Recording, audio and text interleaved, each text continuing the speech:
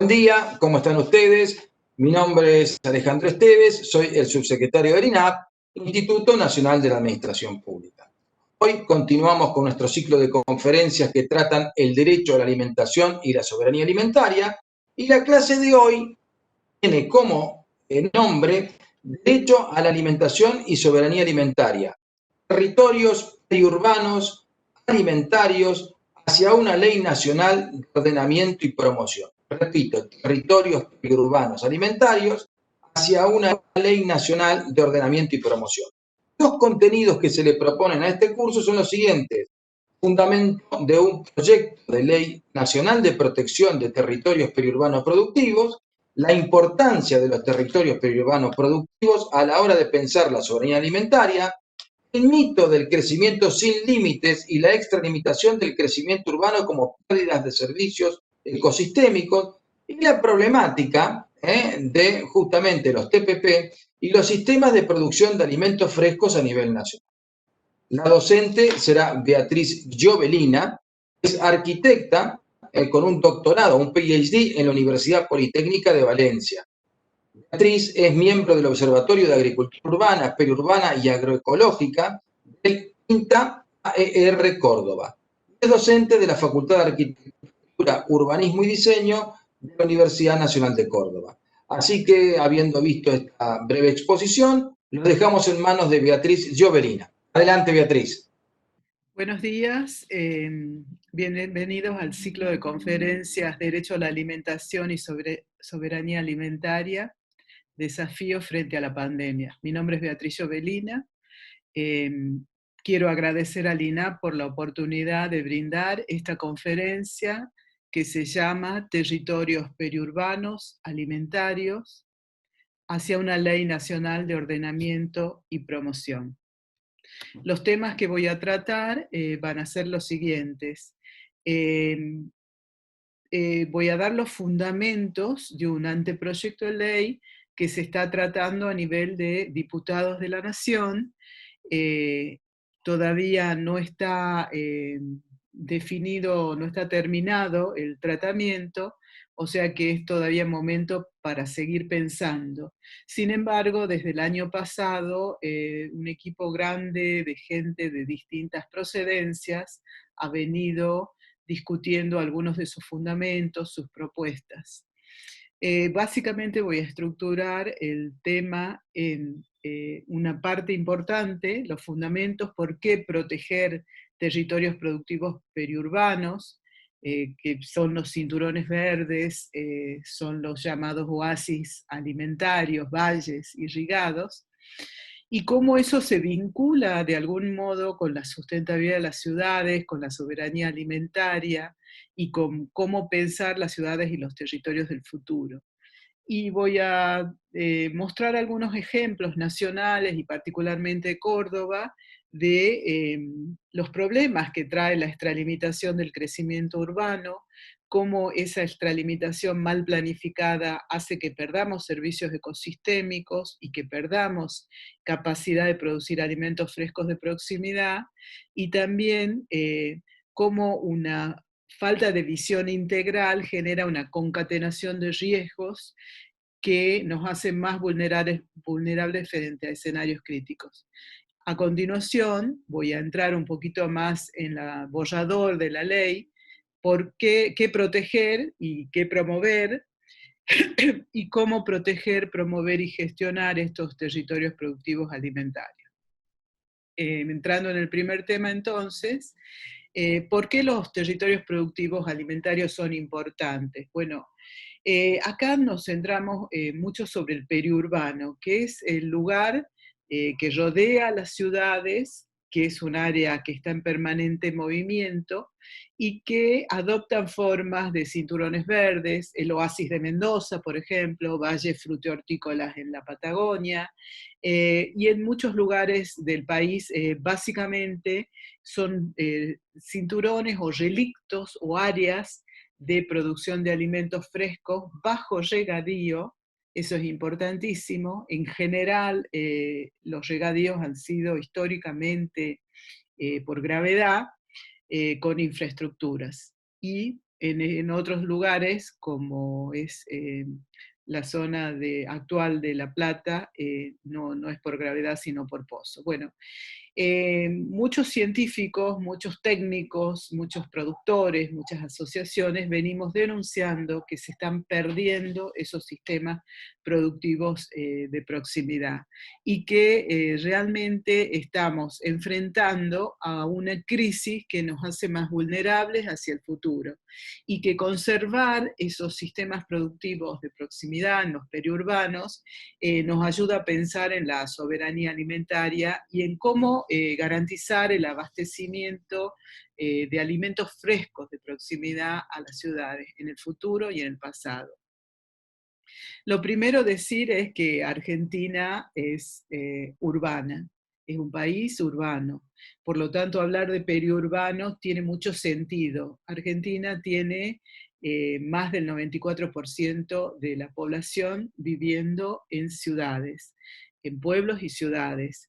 ¿Cómo se alimentan esos pueblos y ciudades? Debería ser una cuestión estratégica que esté en la agenda de las políticas públicas. Sin embargo, no lo está porque históricamente ha estado autogenerada, autorregulada.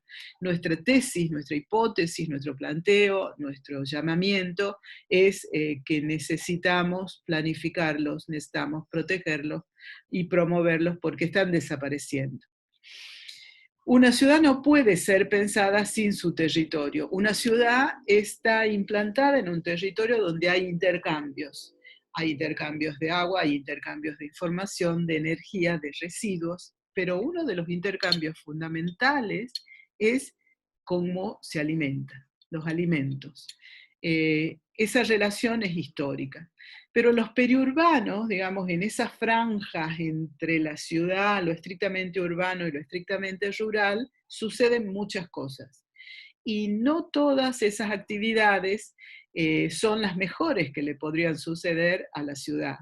Hay desde producción de alimentos, pero también hay basurales, y también es la zona de crecimiento que suele desarrollarse más por el mercado inmobiliario e incluso por políticas públicas.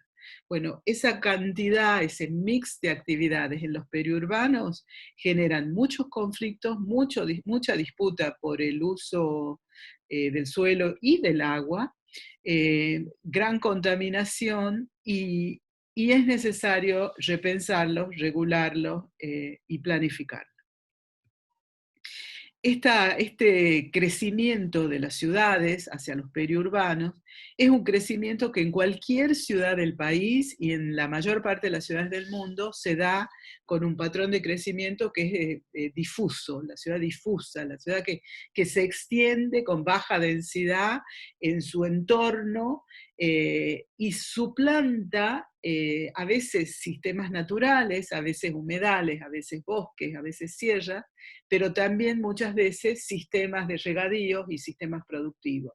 Ese crecimiento urbano se hace sin una evaluación de impacto ambiental y sin una evaluación ambiental estratégica.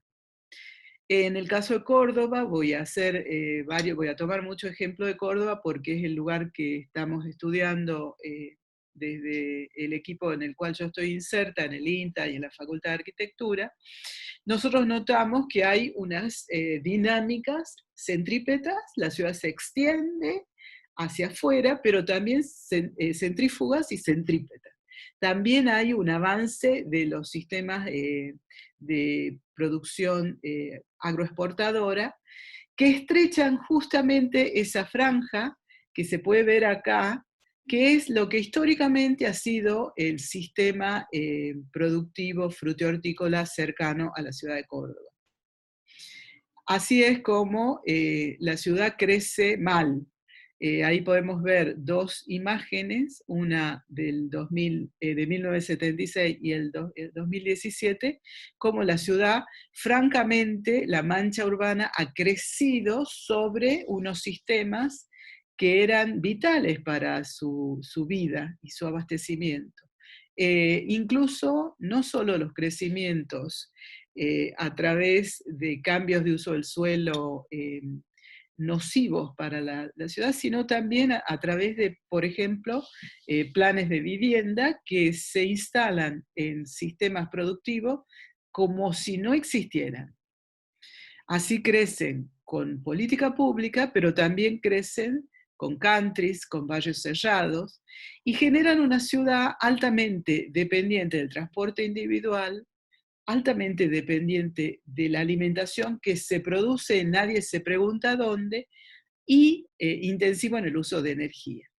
El tema del crecimiento urbano difuso es un tema muy debatido en la disciplina de la arquitectura y el urbanismo, con mucho consenso internacional de que es el peor sistema de crecimiento urbano y que si pensamos en la sustentabilidad de las ciudades hay que pensar en otros modelos de crecimiento. Este es un estudio que hicimos nosotros en el sur del Cinturón Verde de Córdoba.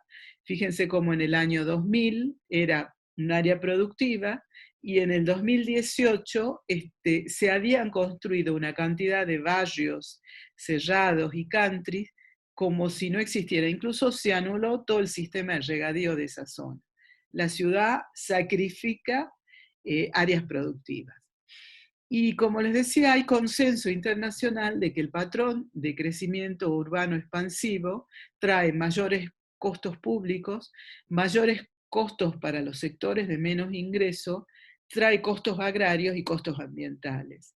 Es una ciudad dependiente del auto, dependiente de la energía, mal densificada, mal compactada y mal servida en general porque no alcanza a cubrirse suficientemente con infraestructuras, servicios, y es una sustitución viviendista, se podría llamar, de construcción y no de ciudad, no es creación de ciudad.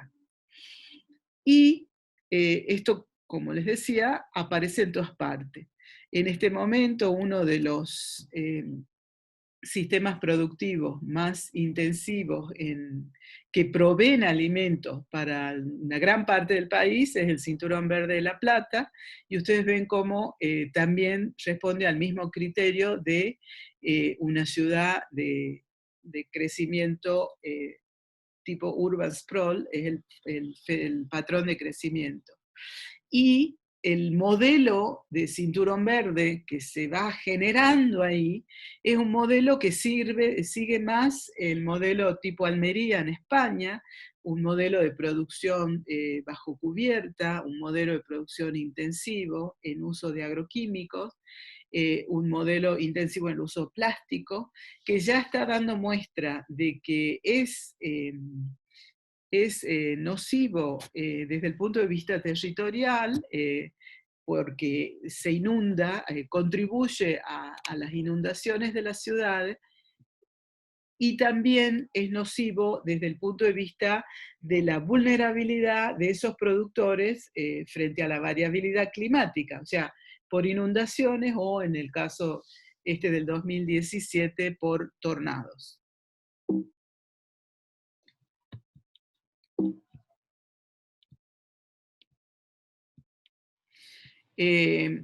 Otro de los cinturones importantísimos del país que abastecen de frutas y verduras a toda la nación es el Cinturón Verde de Mendoza, que como ustedes saben, Mendoza es un gran desierto con 4 oasis.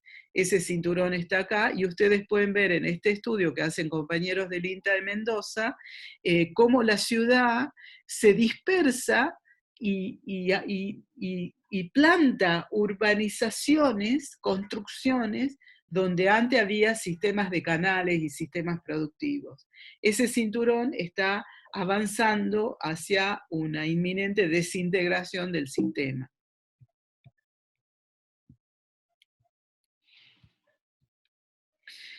Pasa lo mismo, este es el cinturón verde o el oasis productivo de San Juan. Esta es una tesis doctoral donde también nos muestra cómo el avance de la urbanización no tiene en cuenta ni el sistema de regadío, ni el oasis, ni qué se produce. Y genera una ciudad dispersa que para los municipios es un gran problema desde el punto de vista de la producción de la producción y la atención de servicios de infraestructura. Este es otro caso, como el crecimiento de Lule en Tucumán está generando que se le construyó una infraestructura importantísima de riego presurizado de un importante valor. El crecimiento de la ciudad crece sobre esos sistemas de riego y va sustituyendo el sistema productivo irrigado por construcciones. Y este es el caso de Córdoba. Ustedes pueden ver ahí cómo la mancha urbana de la capital se ha montado y destruido prácticamente en el sistema de riego que tenía históricamente y que es un sistema que tiene que ver con todas unas cuencas de abastecimiento y que hacían de Córdoba o hacen de Córdoba uno de los casos extraordinarios del país de sistemas de riego por gravedad. ¿Y qué está pasando entonces? Esa ciudad que no respeta y no contiene esos sistemas de producción cercanos, están generando una deslocalización de los productores no pueden competir con el urbanismo o con el mercado inmobiliario, digamos, la producción de hortalizas no puede competir con el mercado inmobiliario, la disputa por el agua siempre se zanja a favor de lo urbano, y el precio de los suelos empieza a elevarse y se vuelve inaccesible para los productores, o un negocio para productores que no pueden tener recambio generacional o que no tienen suficiente valorización de su producción, y es una buena oportunidad venderlo. Entonces, ¿qué está pasando? Esos productores que sobreviven intentan buscar en una región alimentaria más amplia, que puede variar entre 50 kilómetros a 200 kilómetros, donde producir sus alimentos, donde tengan menos presión en el suelo, en el acceso a la tierra y acceso al agua. Pero eso encarece la distancia y encarece el concepto de proximidad. Ya empezamos a hablar de una región alimentaria y no de un cinturón verde próximo. Y así es que estamos viendo un fuerte colapso en las últimas décadas de los productores de la agricultura familiar. Por el problema de acceso a la tierra, al agua, por las contaminaciones que se producen en los periurbanos, por la falta de financiamiento para sus infraestructuras, y todos esos verdurazos y esas manifestaciones que hizo el sector de la agricultura familiar en los últimos años tiene que ver con esa demanda y esa denuncia de la situación que están viviendo. ¿Y qué pasa del otro lado? ¿Qué pasa desde el lado del consumidor? Y bueno, para los consumidores los alimentos se vuelven muy caros, a pesar de que a los productores no les pagan el valor de su trabajo. Para el consumidor en Argentina, fíjense en este estudio, Argentina es uno de los países que más gasta del presupuesto familiar en la alimentación, frente a países europeos, incluso Estados Unidos, etc. Y ese costo, ese precio del alimento no va necesariamente al productor. Fíjense, como en el caso de Córdoba, datos de Córdoba, mientras en el periodo interanual del 2019 el índice general de precios subió un 55%, el índice de precios de alimentos un 65%, el de frutas subió solo el 29% y el de verduras subió un 46%. Esa diferencia en el precio está absorbida por la familia agricultora, está absorbida por autoexplotación de quienes producen nuestros alimentos. Entonces estamos viendo una vulnerabilidad económica fuerte del sector, se está manifestando y la sociedad no termina de entender la gravedad de la situación que están viviendo. Si a eso le sumamos otras dinámicas que atentan contra el sector, vemos que la situación de vulnerabilidad es grave y que nos pone ante un escenario de riesgo de abastecimiento de alimentos frescos. El sector hortícola es muy vulnerable a la variabilidad climática, granizo, ya les mostré en el caso del cinturón verde de La Plata, inundaciones, tornados. En definitiva, el sector está complicado y nosotros pensamos y proponemos esta idea de la concatenación de riesgos. No es un problema aislado, es un problema multidimensional. Por un lado, el desorden territorial, la mala planificación. Eso atenta contra la soberanía alimentaria, tanto en el mercado global como en el mercado local y nacional. En ese proceso de falta de planificación del territorio, además estamos perdiendo suelo fértil, estamos destruyendo sistemas de riego que le costaron a la comunidad y muchos de esos son irrepetibles, estamos teniendo pérdida de biodiversidad, están desapareciendo campesinos, está en crisis la agricultura familiar. Pero al mismo tiempo está aumentando el precio de los alimentos y estamos aumentando el riesgo de desabastecimiento de alimentos, en este caso donde hay concentración de población, las ciudades.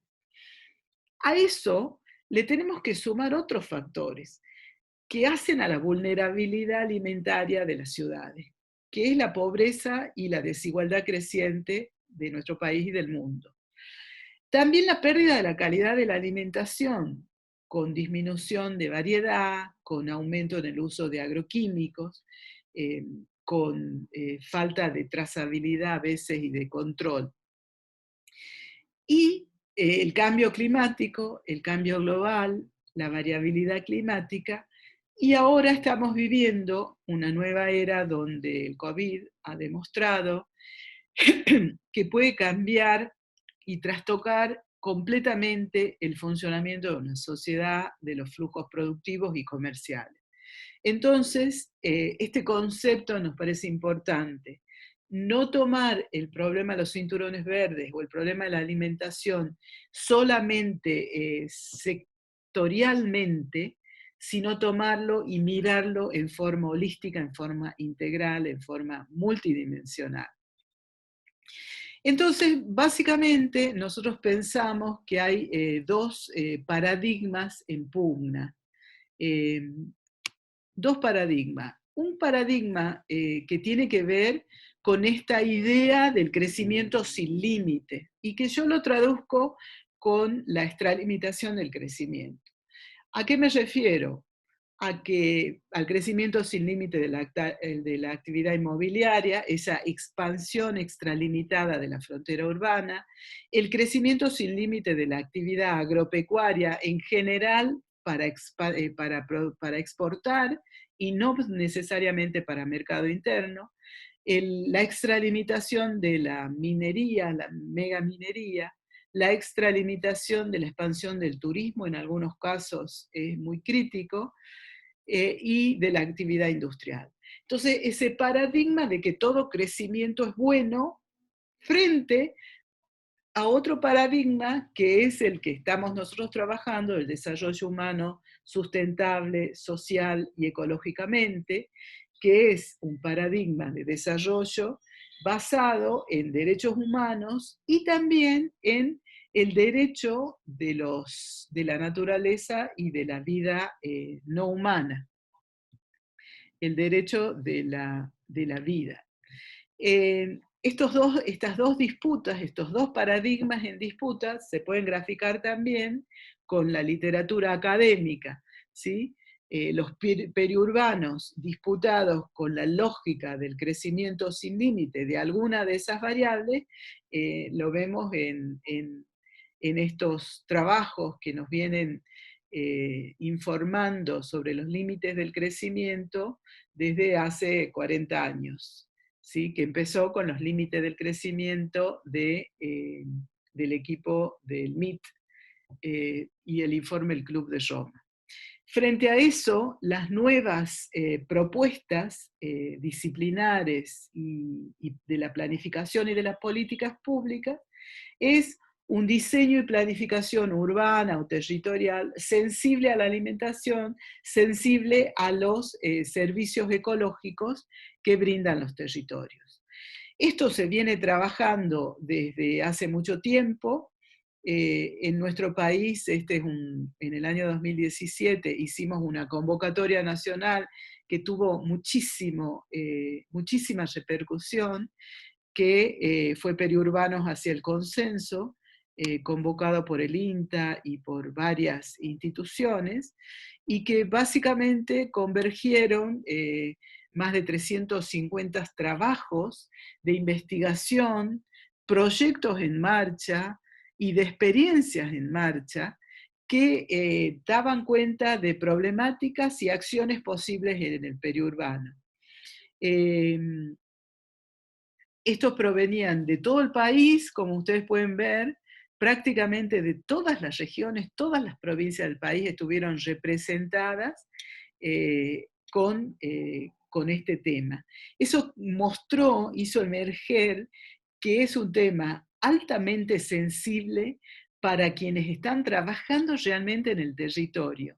Y no es visible para quienes están no es suficientemente visible para quienes están definiendo las políticas territoriales. Por otro lado, también se visibiliza esta dramática situación que yo les contaba de los sectores que producen nuestros alimentos. Este es un foro agrario que se desarrolló en el 2019 con altísima participación nacional, como ustedes pueden ver.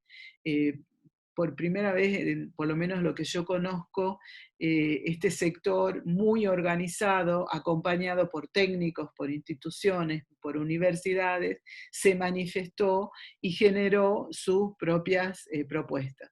De ahí es que hay varias leyes vinculadas a la agricultura familiar en este momento, varios proyectos de ley en este momento que está trabajándose en la Comisión de Diputados.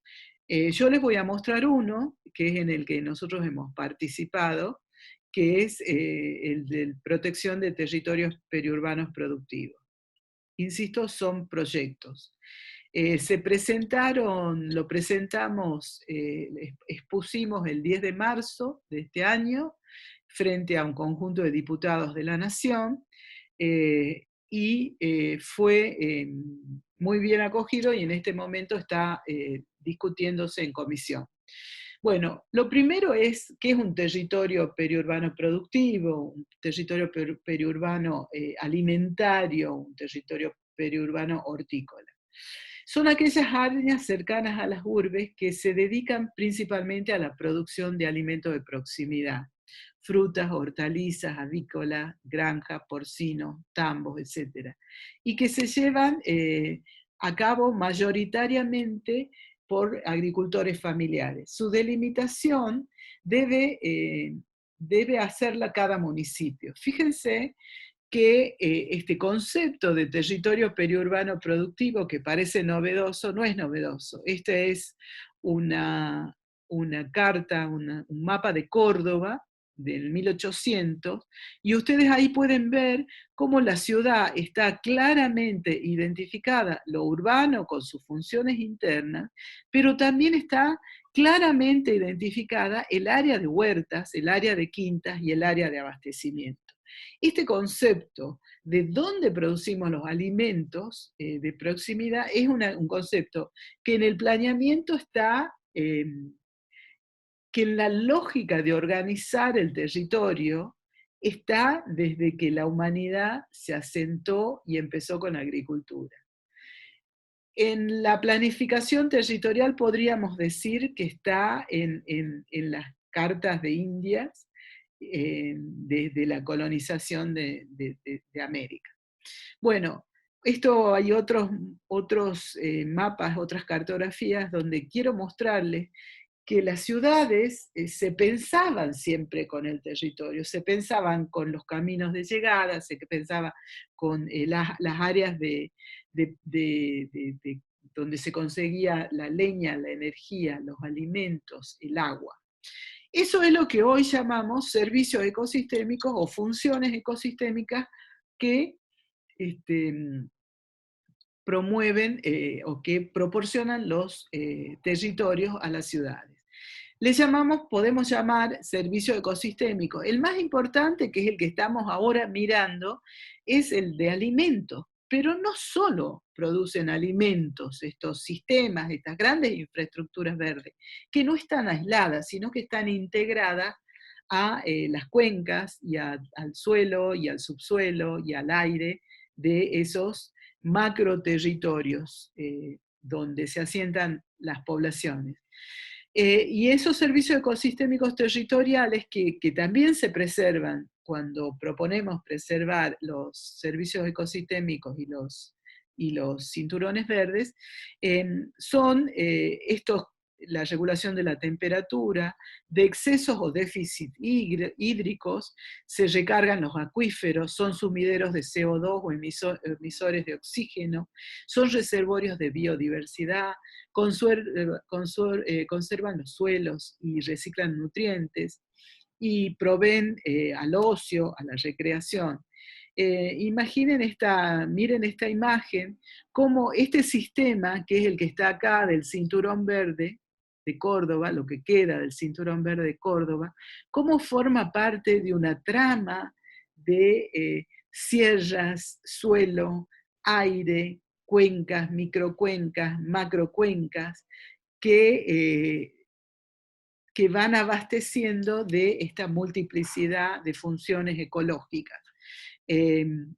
Volviendo al tema de qué más provee estos territorios, proveen patrimonios agrarios tangibles e intangibles, culturales, espacios de ocio, y contribuyen en su globalidad a una mejor calidad de vida. Hay que pensarlos integralmente, no se los puede pensar en forma aislada.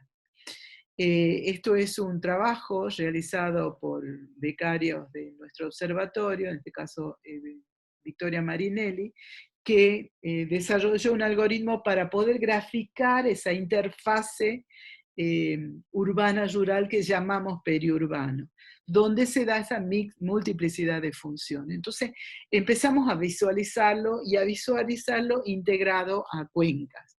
Bueno, entonces nosotros consideramos que resulta estratégico otra lógica para pensar estos lugares, estos territorios de interfase y territorios que tienen una identidad y una problemática propia y que son estratégicos para nuestra sociedad.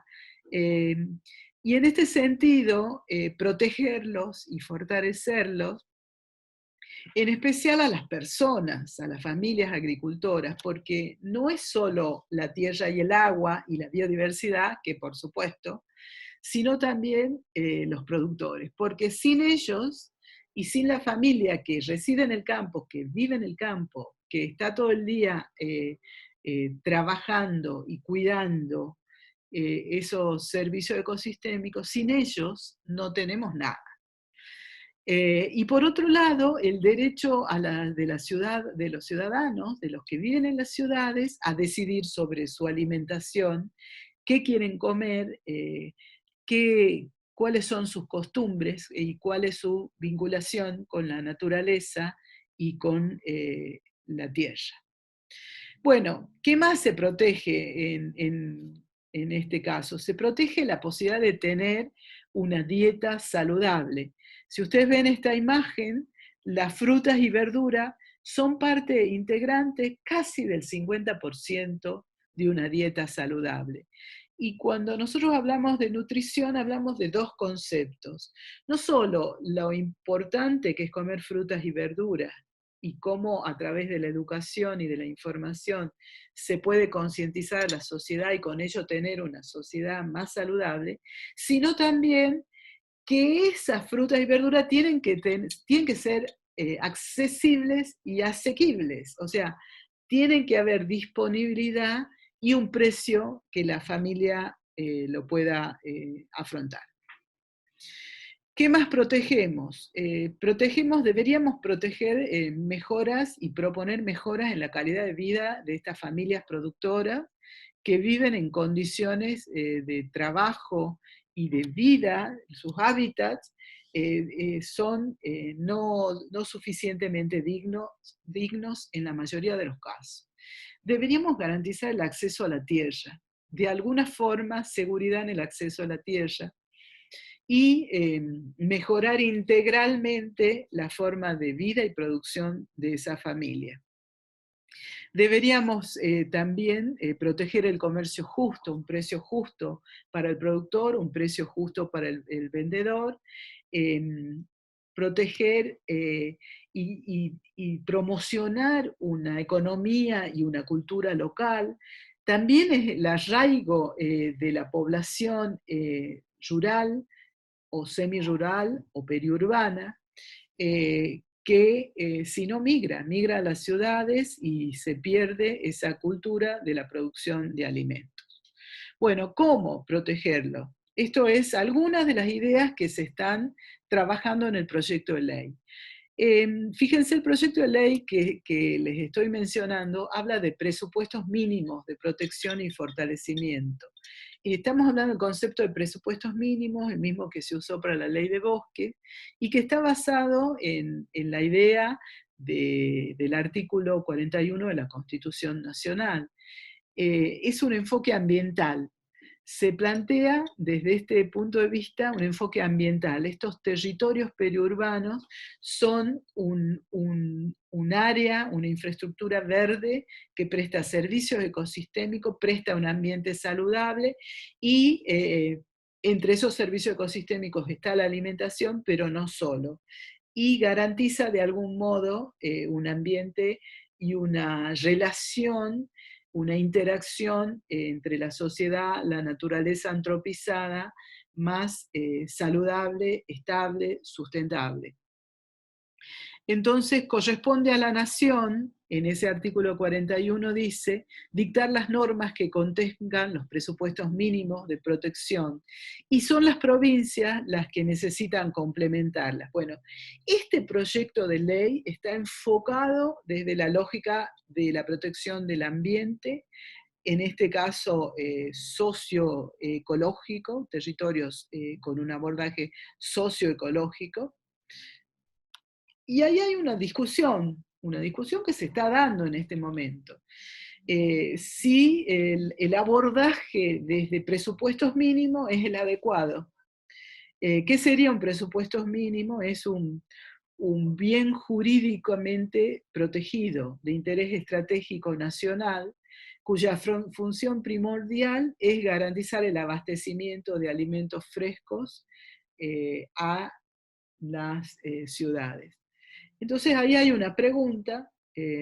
Yo considero que hay muchos argumentos favorables a cambiar el enfoque justamente y encararlo desde una lógica de mirada integral del territorio, el ambiente y la relación sociedad-naturaleza. Por lo tanto, el enfoque de presupuestos mínimos sería adecuada, ¿no? Podría ser adecuada para este proyecto de ley.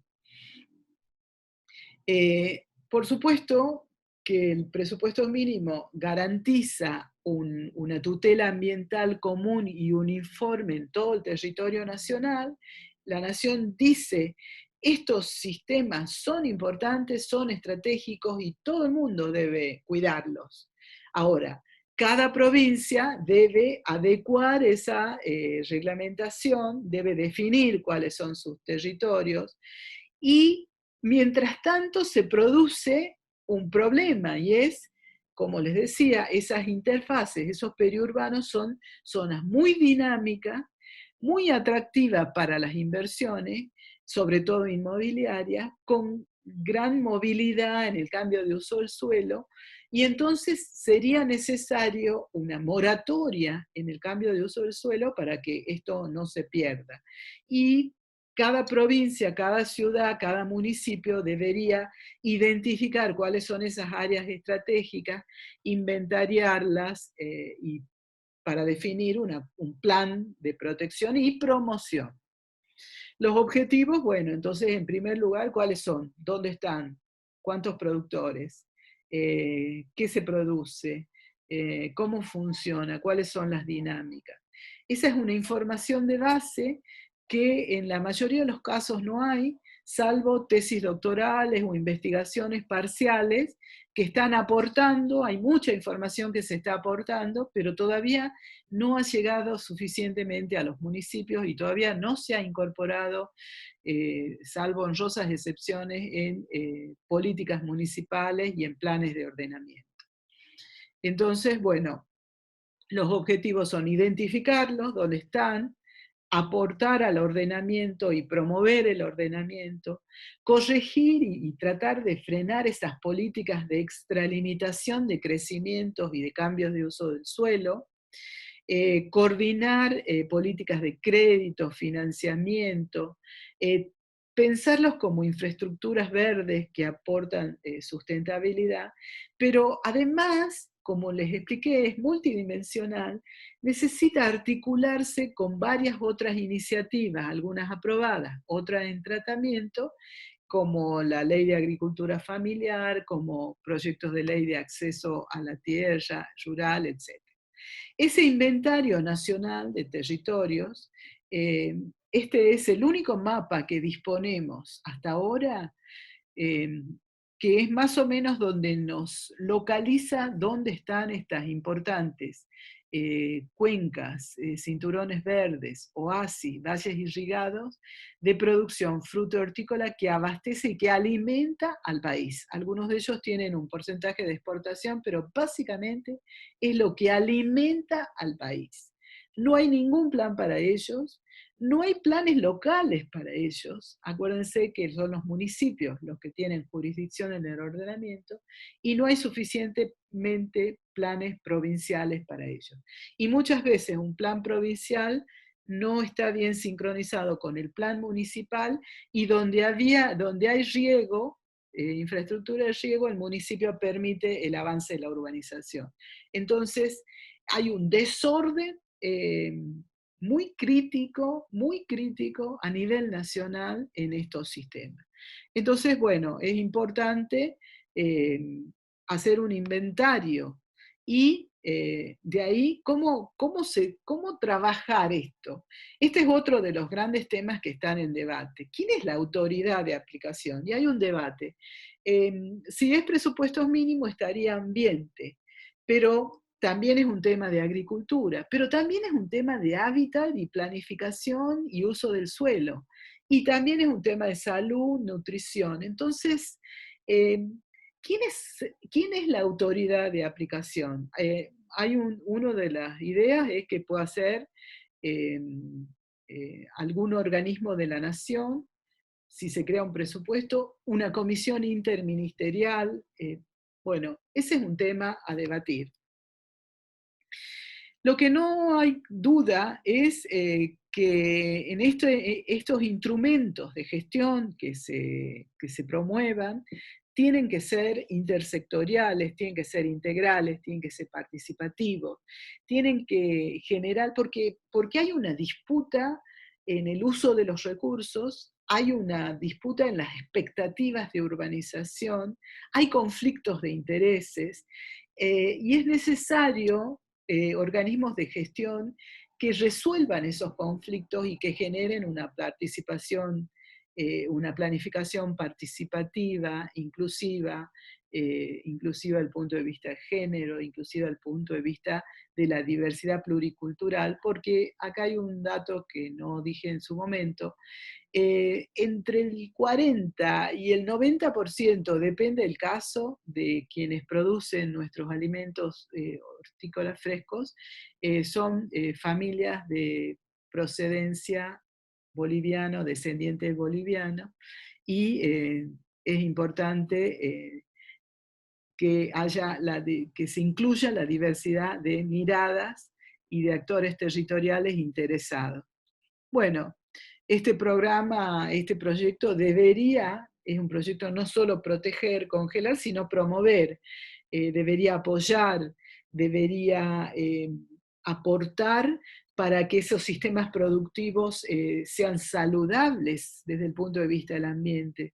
Tiene que haber una transición ecológica, no podemos estar produciendo al lado de las ciudades, al lado de una escuela, contaminando el agua, contaminando el aire. Entonces, estos sistemas productivos tienen que ir migrando paulatinamente hacia producciones más eficientes, ecológicas y sustentables. Tiene que tener apoyo técnico, pero un apoyo técnico con un nuevo concepto de extensión, que es esta co-construcción de conocimiento y diálogo de saberes. Tiene que apuntar integralmente a ese ambiente, a los procesos productivos, con suelos vivos, con tecnologías de proceso junto con la naturaleza, con bioinsumos, con producción local y nacional de semillas y de bioinsumos, sustituir los agroquímicos e insumos de síntesis, trabajar con manejo integrado de plagas, con restitución de hábitat de biodiversidad, tener políticas y estrategias frente al cambio climático y a la diversidad climática, líneas de fomento. Este sector suele no tener acceso a un tractor, a un crédito para un tractor, a un crédito para una maquinaria que les permita modernizarse y mejorar su productividad y tener un trabajo más digno. Es un sector altamente dependiente, muy intensivo en trabajo manual, en trabajo en mano de obra, y todo lo que ayude a modernizarse, a tecnificarse es importante. Y una cosa muy importante también es el tema de la precariedad del hábitat doméstico y productivo en el cual se produce. Por lo tanto, debe tener políticas que mejoren las condiciones integrales de vida y producción de esas comunidades. Por otro lado, también todo lo que tenga que ver con canales cortos de comercialización, con el precio justo, integrarlos en una lógica más compleja del sistema de alimentación de las ciudades, con toda la cadena, el agregado de valor, la logística. Es necesario también apoyar a los municipios. Estas son nuevas figuras de ordenamiento, son nuevos desafíos. Las oficinas de planeamiento de la mayoría de los municipios del país no tienen suficientes recursos técnicos y a veces capacidades para enfrentar estas cuestiones. Necesitan los municipios apoyo. También todo lo que tiene que ver con la emergencia climática, la emergencia ambiental, los riesgos, etc. Bueno, en ese sentido se está pensando en consejos asesores, creación de nuevas entidades multisectoriales compuestos que ayuden en las distintas fases y en los distintos aspectos que involucran la promoción y el desarrollo sustentable de estos territorios. Entonces, bueno, por lo menos las universidades, CONICET, SENASA, INTA, INTI, bueno, todo lo que hace al sistema científico-tecnológico, pero también las organizaciones de productores de la agricultura familiar, los ministerios que tengan relación con el tema. Bueno, y también hay todo un capítulo de cómo se financia esto, otro gran capítulo de debate, pero evidentemente debe tener un financiamiento proveniente del presupuesto nacional. Bueno, estas ideas están alineadas con todo lo que se debate a nivel internacional, vinculado a la nueva agenda urbana, a las políticas de abastecimiento de las ciudades, a las discusiones internacionales en relación a la nutrición, a la alimentación, a la biodiversidad, a los objetivos de desarrollo sustentable. con los cuales estamos alineados en muchísimos de ellos. No es solamente uno. Uno puede ser central, es esto de las ciudades y comunidades sostenibles, pero también tiene que ver con el objetivo 15, con el objetivo 13, con el objetivo de la energía, el fin de la pobreza, el hambre cero, salud y bienestar, etcétera, etcétera. Bueno, gran parte de estos trabajos que ustedes pueden encontrar en la web del INTA, pueden poner mi nombre y en la web del INTA, gran parte de estas ideas están puestas ahí, recogidas en estas publicaciones, y están disponibles para todo público. Por supuesto, también en el INTA y en las universidades hay mucho trabajo producido al respecto. Entonces, bueno, finalmente para despedirme, quiero agradecer al INAP, al señor Aníbal Conrado del Departamento de Derecho y Ciencia Política de la Universidad Nacional de La Matanza, y a Carolina Feito, que coordinó este ciclo de conferencias. Muchas gracias, y ahí dejo mi mail para lo que ustedes necesiten.